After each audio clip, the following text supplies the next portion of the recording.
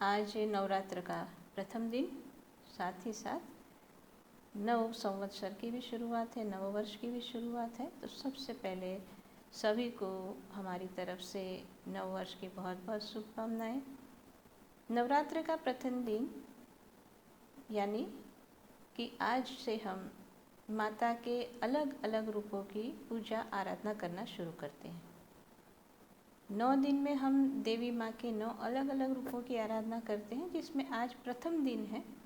प्रथम दिन आज हम माता के शैलपुत्री रूप की आराधना करते हैं, उनकी पूजा की जाती है। शैलपुत्री जो शब्द है या माता का जो शैलपुत्री रूप है, ये उनको इसलिए कहा जाता है क्योंकि ये शैल यानी हिमालय पर्वत की पुत्री थी, और इसीलिए उनका एक नाम हेमवती है। उनको पार्वती के रूप में भी पहचाना जाता है। तो माता पार्वती जो हिमालय की पुत्री बन कर के आए, तो कथा ये कहती है कि उसके पहले के जन्म में वो सती थे, और सती के रूप में भी उन्होंने भगवान शंकर का वर्ण किया था। और जब उन्होंने अपने शरीर का त्याग किया तो फिर माता पार्वती के रूप में वो अवतार लेकर के आए, ऐसी कथा हम सुनते हैं। लेकिन माता पार्वती का जो जीवन चरित्र है बहुत अलग अलग रूप में बहुत मायने रखते हैं। पहली बात, जैसा हम सुनते हैं कि 108 बार जन्म मरण हुआ, और तब माता पार्वती ने जब भगवान शंकर से और ब्याह किया या भगवान शंकर को प्राप्त किया, लेकिन माता पार्वती के रूप में आने के बाद फिर उनका जन्म मरण समाप्त हो गया। यानी माता पार्वती का जीवन चरित्र और उनके माध्यम से हमको एक प्रेरणा, एक मार्गदर्शन ये मिलता है कि हम अपने जीवन के लक्ष्य को कैसे प्राप्त करें, क्योंकि मनुष्य के जीवन का लक्ष्य है मोक्ष की प्राप्ति। या तो आप अपने जीवन में जहाँ सफलता प्राप्त करना चाहते हो, तो क्या आपके अंदर गुण होने चाहिए, या क्या बदलाव आपको लाना है, या आपको क्या करना चाहिए, ये सारा ही मार्गदर्शन हमको माता पार्वती के जीवन चरित्र से मिलता है। इसलिए नवरात्रि के 9 दिन तक हम जो अलग अलग रूप में माता की आराधना करेंगे, तो हर एक रूप के पीछे कोई न कोई और संदेश है, उसके कोई न कोई गुण है, और उससे कुछ न कुछ प्राप्त करना है। तो हम ये जो नवरात्रि की शुरुआत है, वास्तव में एक हमारी जर्नी शुरू होती है स्पिरिचुअलिटी में, अध्यात्म में, कि जहाँ हम कुछ पाने के लिए आगे बढ़ेंगे। तो बात करते हैं शैलपुत्री से, कि शैलपुत्री, जैसा हमने कहा कि पर्वत की पुत्री पार्वती, तो शैलपुत्री का जो क्या स्वरूप बताया जाता है, तो कहते हैं कि वो वृषारूढ़ा है। वृषारूढ़ा यानी कि वृषभ उनकी सवारी है, वृषभ पर आरूढ़ है, वृषभ पर वो सवार हुई है। अब हमारी परंपरा में वृषभ जो है उसको धर्म का प्रतीक माना जाता है। इसीलिए मनुस्मृति में कहा है कि वृषो ही भगवान धर्मः, यानी वृषभ ही धर्म है, धर्म का प्रतीक है वृषभ। तो यहाँ हम क्या देखते हैं कि माता शैलपुत्री वृष आरूढ़ यानी धर्म पर आरूढ़ है।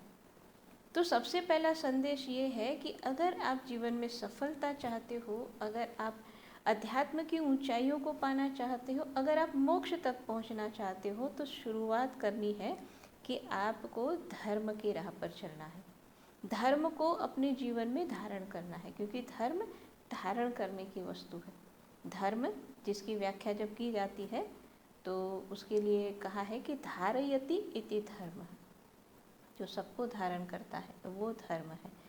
तो मनुस्मृति के अंदर धर्म के 10 लक्षण बताए गए हैं। तो इन 10 लक्षणों को जब हम अपने जीवन में धारण करेंगे, तब हम धर्म की राह पर चल रहे हैं, या हमने धर्म को धारण किया है, ऐसा हम कह सकते हैं। अब ये 10 धर्म के लक्षण क्या है, 10 लक्षण क्या है? तो सबसे पहला है धैर्य, धैर्य यानी पेशेंस।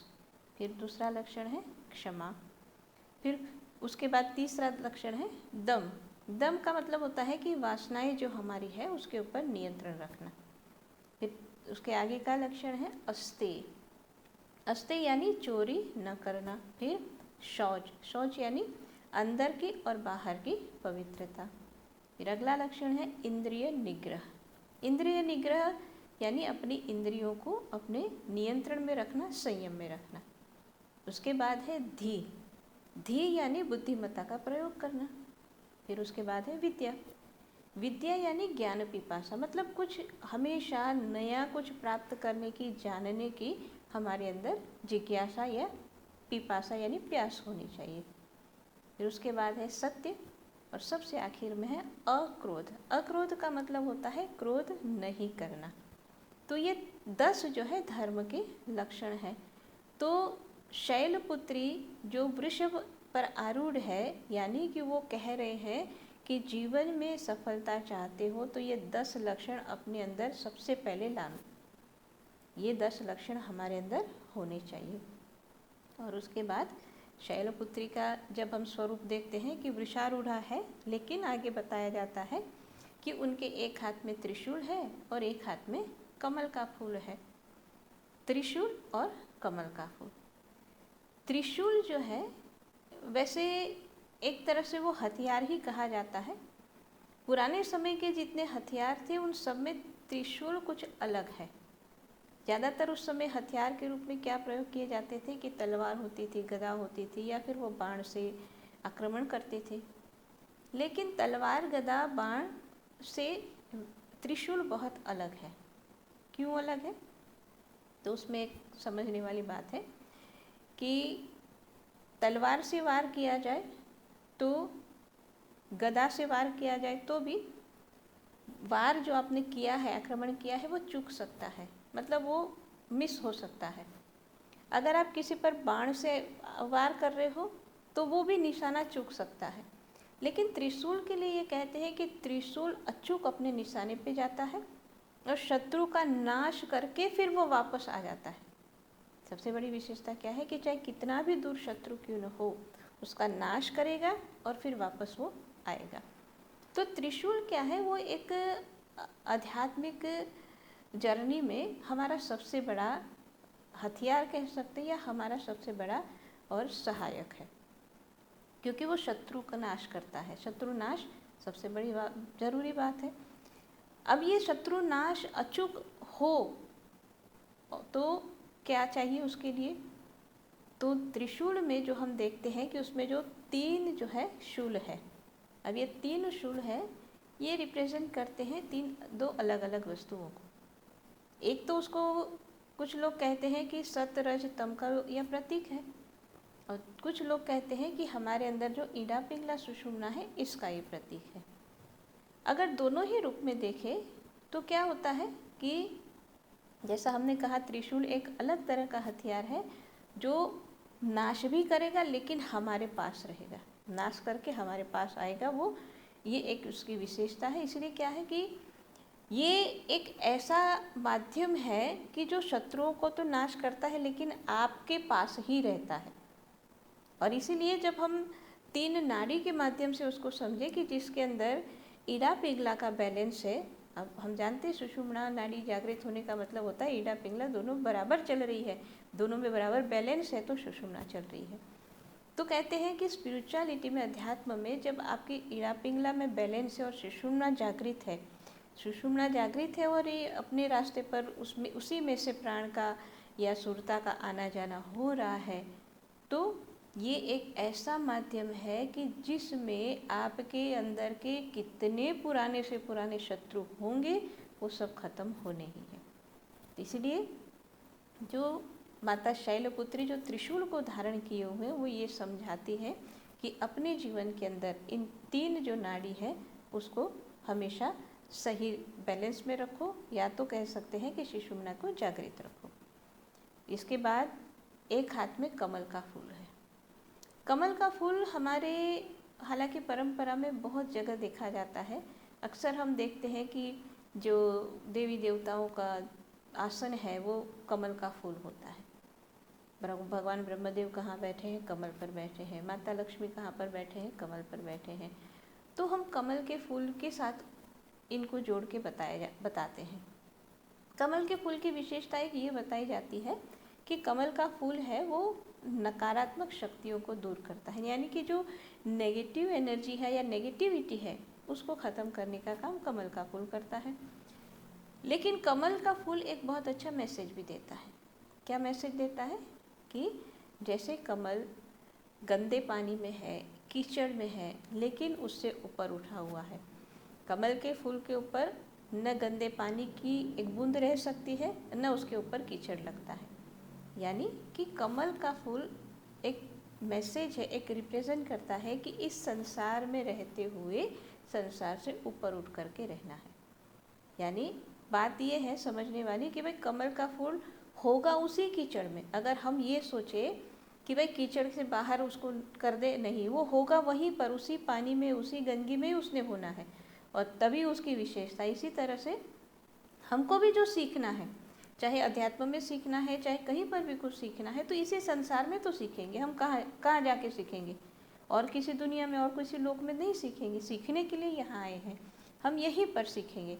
इसलिए यहीं पर रह कर के सीखना, इसी संसार में, इसी माया में रह कर के सीखना है। लेकिन फिर भी जैसे कमल कीचड़ से ऊपर रहता है, वैसे हमको भी इस माया में रहते हुए भी माया से थोड़ा ऊपर उठ के अपने आप को उसमें लिप्त नहीं करना। ऊपर उठने का मतलब उसमें लिप्त नहीं होना है, अपने आप को उससे थोड़ा सा अलग रखते हुए जब हम अपने लक्ष्य की प्राप्ति के लिए आगे बढ़ते हैं तो अचूक हमें लक्ष्य की प्राप्ति होती है। तो ये कमल का फूल जो है ये रिप्रेजेंट करता है। इसीलिए कहा जाता है कि जब माता शैलपुत्री की आप पूजा करते हो, उनकी आराधना करते हो, तो कहा जाता है कि वो जीवन में स्थिरता देती है। माता शैलपुत्री को कहते हैं कि विश्वास का प्रतीक है, ये दृढ़ता का प्रतीक है। क्यों? क्योंकि कहते हैं कि भाई ये पर्वत से उत्पन्न हुई। पर्वत क्या है? दृढ़ है। पर्वत क्या है? स्थिर है। इसी तरह से वो स्थिरता देती है। अब स्थिरता देती है मतलब कि जब आप अपने जीवन में किसी लक्ष्य के लिए आगे बढ़ रहे हो, अगर आप जो है दृढ़ निश्चयी नहीं हो, अगर आप इधर उधर कभी कुछ सोचोगे, कभी कुछ सोचोगे, अगर आप जो है आगे बढ़ने के लिए इतने कृत संकल्प नहीं होंगे, तो लक्ष्य की प्राप्ति नहीं होगी।